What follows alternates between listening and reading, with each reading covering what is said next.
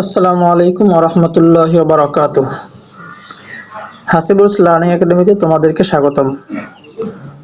আশা করি সবাই ভালো আছো। আমিও আল্লাহর রহমতে ভালো আছি। তো আজকে আমাদের আলোচনার বিষয় হচ্ছে আম আটির ভেপু। বিভূতিভূষণ বন্দ্যোপাধ্যায়ের লেখা।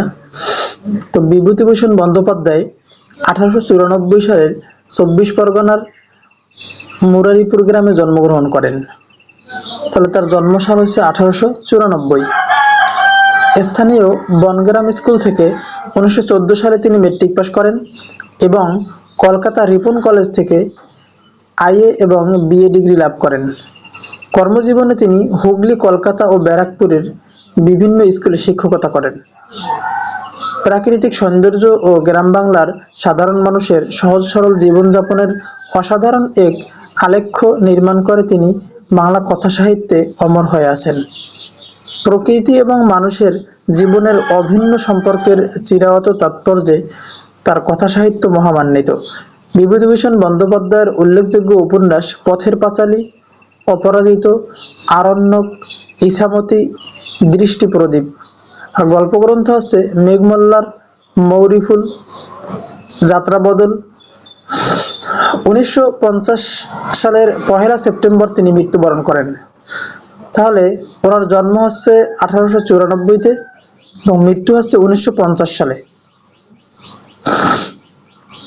এবং এখানে তার উল্লেখযোগ্য যে উপন্যাস আছে পথের পাঁচালী, এটা অনেক সময় আসে এমসিকিউতে। তো উল্লেখযোগ্য উপন্যাস পথের পাঁচালী হলো বিভূতিভূষণ বন্দ্যোপাধ্যায়ের, এবং তার যে গল্পগ্রন্থ মৌরিফুল, যাত্রাবদল, এই দুইটা অনেক সময় আসে। তো মৌরিফুল, যাত্রাবদল এগুলো হচ্ছে বিভূতিভূষণ বন্দ্যোপাধ্যায়ের।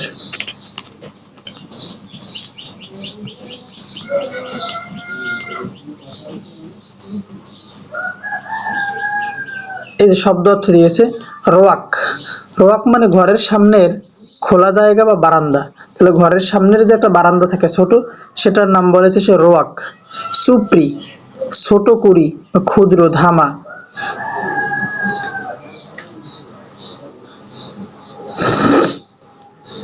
চুপড়ি মানে ছোট ঝুড়ি।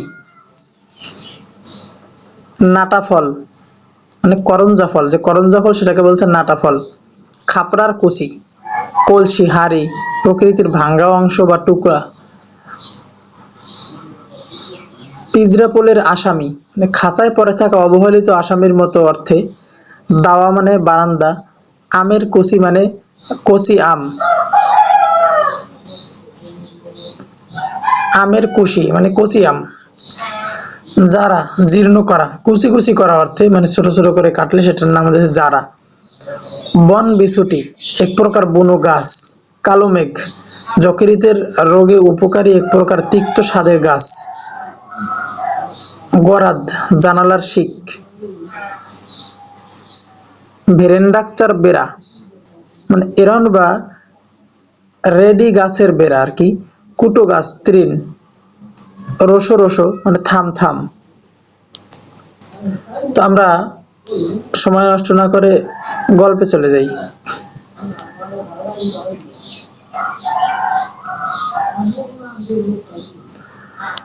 সকালবেলা 8টা কি 9টা, হরিহরের পুত্র আপন মনে রোয়াকে বসিয়া খেলা করিতেছে।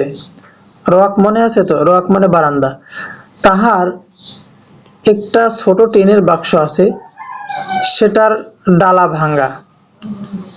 বাক্সের সমুদয় সম্পত্তি সে উপুর করিয়া মেঝেতে ঢালিয়েছে।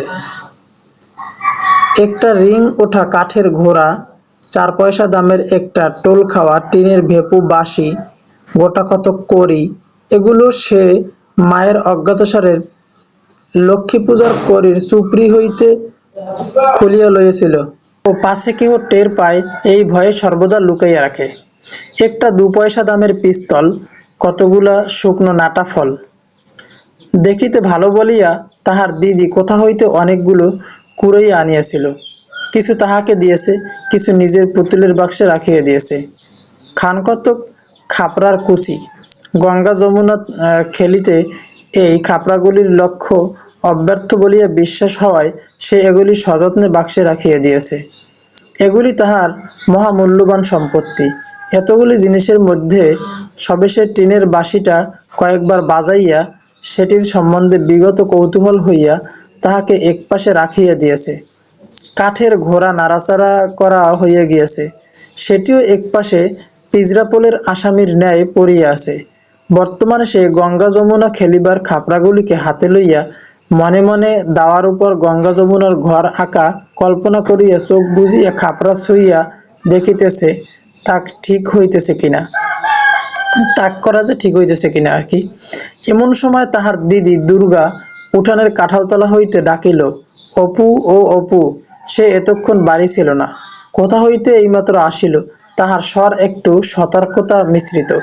মানুষের গলার আওয়াজ পাইয়া অপু কলের পুতুলের মতো লক্ষ্মীর চুপড়ির কড়িগুলি তাড়াতাড়ি লুকাইয়া ফেলিল। পরে বলিল, কিরে দিদি? দুর্গা হাত নাড়িয়া ডাকিল, আয় এদিকে শোন। দুর্গার বয়স 10-11 বৎসর হইল। গরম পাতলা পাতলা রং, অপুর মতো অতটা ফর্সা নয়। গরমে পাতলা এবং রং সেও ততটা ফর্সা নয়, শ্যামলা, একটু চাপা। হাতে কাচের চুড়ি, পরনে ময়লা কাপড়, মাথার চুল রুক্ষ, বাতাসে উড়িতেছে, মুখের গরম বন্ধ নয়। অপুর মতো চোখগুলি বেশ ডাগর ডাগর। অপু রোয়াক হইতে নামিয়া কাছে গেল, বলিল, কে রে? দুর্গার হাতে একটা নারিকেলের মালা, সেটা সে নিচু করিয়া দেখাইল। কতকগুলি কচি আম কাটা। সুর নিচু করিয়া বলিল, মা ঘাট থেকে আসেনি তো? অপু গাড় নাড়িয়া বলিল, উহু। দুর্গা চুপে চুপে বলিল, একটু তেল আর একটু নুন নিয়ে আসতে পারিস? আমের কুশি জারাবো। অপু আহ্লাদের সহিত বলিয়া উঠিল, কোথায় পেলি রে দিদি? দুর্গা বলিল, পটলিদের বাগানে সিঁদুর কৌটার তলায় পড়েছিল। আনদি কি একটু নুন আর তেল? অপু দিদির দিকে চাহিয়া বলিল, তেলের ভার ছুলে মা মারবে যে। আমার কাপড় যে বাসি, তুই যা না শিগগির করে, মার আসতে এখনো ঢের দেরি। খার কাচতে গিয়েছে, শিগগির যা। অপু বলিল, নারকলের মালাটা আমায় দে, ওতে ঢেলে নিয়ে আসবো। তুই খিড়কি দৌড়ে গিয়ে দেখ মা আসছে কিনা। দুর্গা নিম্নস্বরে বলিল, তেল টেল যেন মেঝেতে ঢালিস নে, সাবধানে নিবি, নইলে মা টের পাবে। তুই তো একটা হাবা ছেলে।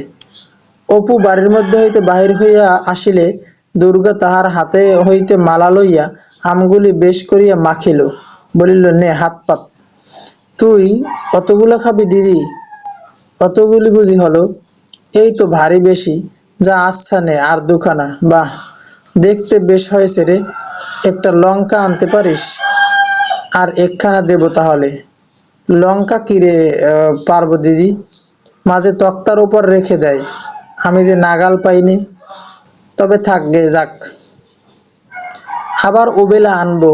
এখন পটলিদের ডোবার ধারের আমগাছটার গুটি যা ধরেছে, দুপুরের রোদে তলায় ঝরে পড়ে। দুর্গাদের বাড়ির চারদিকেই জঙ্গল। হরিহর রায়ের জ্ঞাতি ভ্রাতা নীলমণি রায় সম্প্রতি গত বৎসর মারা গিয়েছেন। তাহার স্ত্রী পুত্রকন্যা লইয়া নিজ পিত্রালয়ে বাস করিতেছেন। কাজেই পাশের এ ভিটাও জঙ্গলাবৃত হইয়া পড়িয়া আছে। নিকটে আর কোনো লোকের বাড়ি নেই। 5 মিনিটের পথ গেলে তবে ভুবন মুখুজ্জের বাড়ি।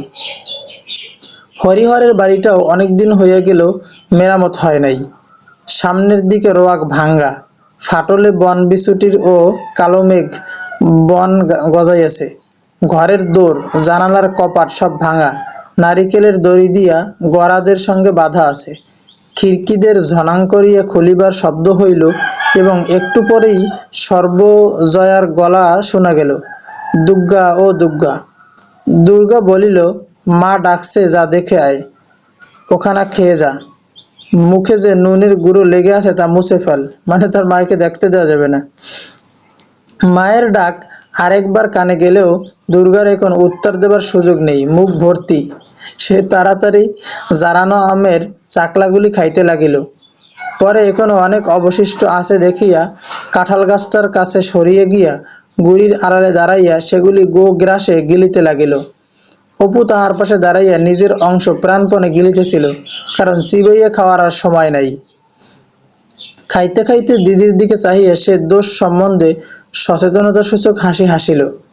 দুর্গা খালি মালাটা একটান মারিয়া ভেরেন্ডা কষার বেড়া পার করিয়া নীলমণি রায়ের ভিটার দিকে জঙ্গলের মধ্যে ছড়িয়া দিল। ভাইয়ের দিকে চাহিয়া বলিল, মুখটা মুছে ফেল না বাদর, নুন লেগে রয়েছে যে।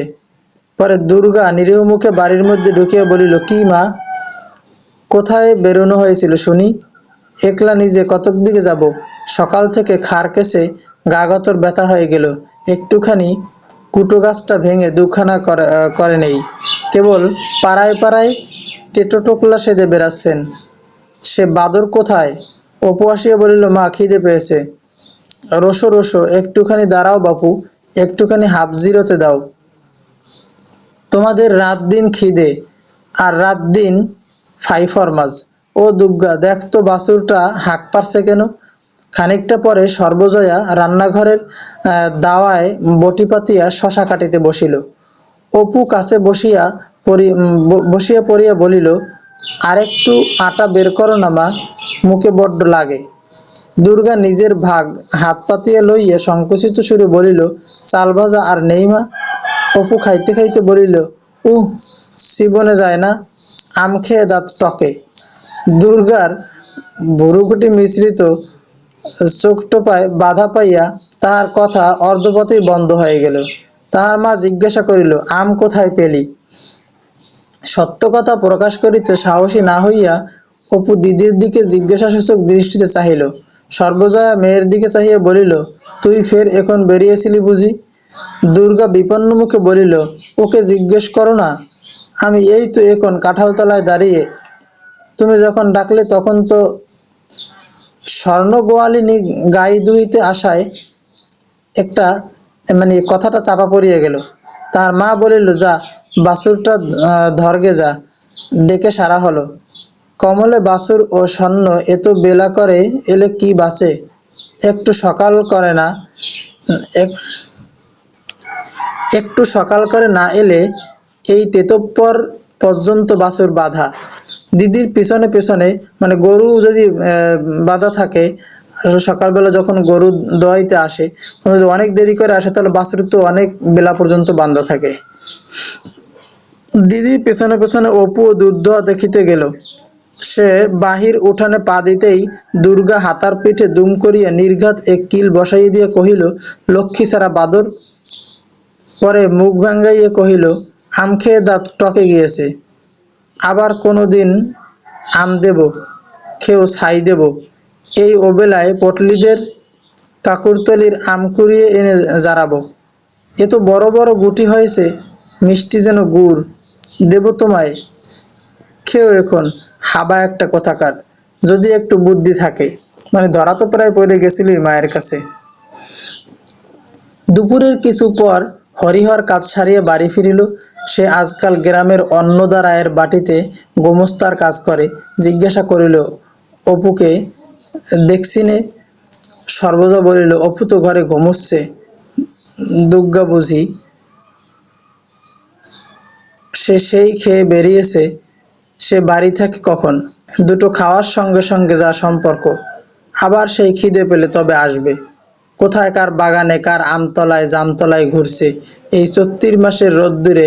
ফের দেখো না, এই জ্বরে পড়ল বলে।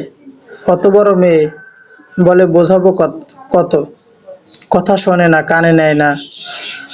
একটু পরে হরিহর খাইতে বসিয়া বলিল, আজ 10 ঘরায় তাগাদার জন্যে গেছলাম বুঝলে। একজন লোক খুব মাতবর, ৫-৬টা গোলা বাড়িতে, বেশ পয়সাওয়ালা লোক। আমায় দেখে দণ্ডবত করে বললে, দাদা ঠাকুর, আমায় চিনতে পারছেন? আমি বললাম, না বাপু, আমি তো কই। বললে, আপনার কর্তা থাকতে তখন তখন পূজায় আচ্ছায় সবসময় তিনি আসতেন, পায়ের ধুলো দিতেন। আপনারা আমাদের গুরুতুল্য লোক। এবার আমরা বাড়িশুদ্ধ মন্তর নেব ভাবছি। তা আপনি যদি আজ্ঞে করেন তবে ভরসা করে বলি, আপনি কেন মন্তরটা দেন না? তা আমি তাদের বলেছি, আজ আর কোনো কথা বলবো না, ঘুরে এসে ২-১ দিনে বুঝলে। সর্বজয়া ডালের বাটি হাতে দাঁড়াইয়াছিল, বাটি মেঝেতে নামাইয়া সামনে বসিয়া পড়িল। বলিল, হ্যাঁ গো, তা মন্দ কি? দাও না ওদের মন্তর। কি জাত? হরিহর সুর নামাইয়া বলিল, বলো না কাউকে। সদগোপ, তোমার তো আবার গল্প করে বেড়ানো স্বভাব। আমি আবার কাকে বলতে যাব? তা হোক গে, সদগোপ, দাও গিয়ে এই কষ্ট যাচ্ছে। ওই রায়বাড়ির 8টা টাকা ভরসা, তাও 2-3 মাস অন্তর তবে দেয়। আর এদিকে রাজ্যের দেনা। কাল ঘাটের পথে সেজ ঠাকুরুন বলল, বৌমা, আমি বন্ধক ছাড়া টাকা ধার দেইনি। তবে তুমি অনেক করে বললে বলে দিলাম। আজ 5 মাস হয়ে গেল, টাকা আর রাখতে পারবো না। এদিকে রাধাবষ্টমের বউ তো ছিঁড়ে খাচ্ছে, দুবেলা তাগাদা আরম্ভ করছে। ছেলেটার কাপড় নেই, 2-3 জায়গায় সেলাই। বাছা আমার তাই পরে হাসি মুখে নেচে নেচে বেড়ায়। আমার এমন হয়েছে যে ইচ্ছে করে একদিকে বেরিয়ে যাই। আরেকটা কথা, ওরা বলছিল বুঝলে, বলছিল গায়ে তো বামুন নেই, আপনি যদি এই গায়ে উঠে আসেন তবে জায়গা জমি দিয়ে বাস করাই। গায়ে একঘর বামুন বাস করানো আমাদের বড্ড ইচ্ছে। তা কিছু ধানের জমি টমি দিতেও রাজি। পয়সার তো অভাব নাই। আজকাল চাষাবাদের ঘরে লক্ষ্মী বাঁধা। ভদ্রলোকেরই হয়ে পড়েছে হা ভাত জো ভাত। আগ্রহে সর্বজয়ার কথা বন্ধ হইবার উপক্রম হইল এক্ষুনি। তা তুমি রাজি হলে না কেন? বললেই হতো যে আচ্ছা আমরা আসব। এরকম একটা বড় মানুষের আশ্রয় এ গায়ে তোমার আছে কি? শুধু ভিটে কামড়ে পড়ে থাকা। হরিহর হাসিয়া বলিল, পাগল, তখনই কি রাজি হতে আছে? ছোট লোক ভাববে। ঠাকুরের হাড়ি দেখছি শিখেই উঠছে। উহু, ওতে খেলো হয়ে যেতে হয়। তা নয়, দেখি একবার চুপি চুপি মজুমদার মহাশয়ের সঙ্গে পরামর্শ করে। আর এখন ওঠ বললেই কি ওঠা চলে? সব বেটা এসে বলবে টাকা দাও, নইলে যেতে দেব না। দেখি পরামর্শ করে কিরকম দাঁড়ায়।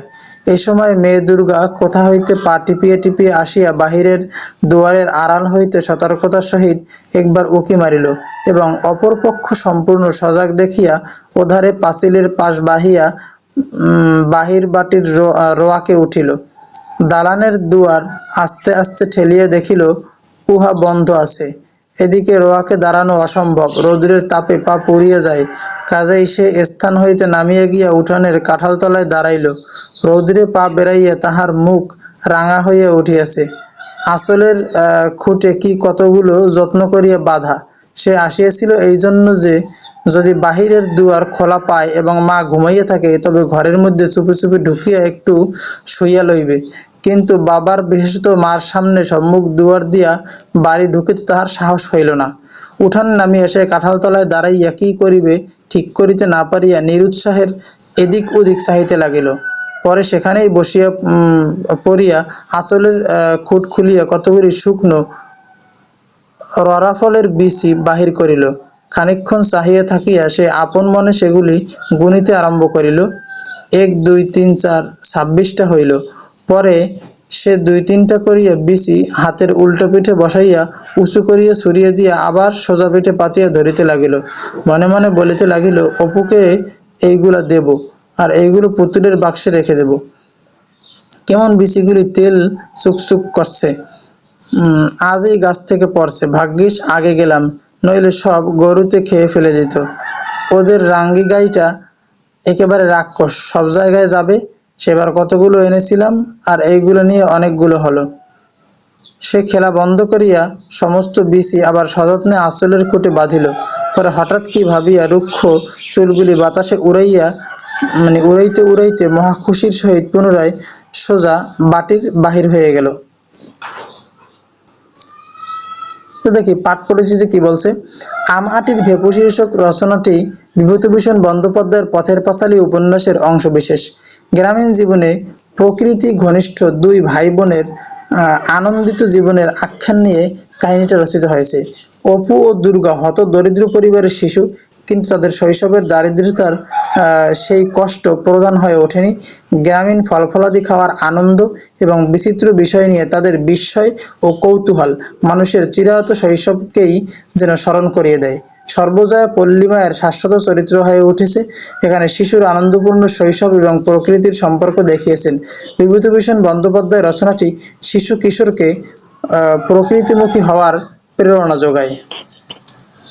থ্যাংক ইউ সবাইকে।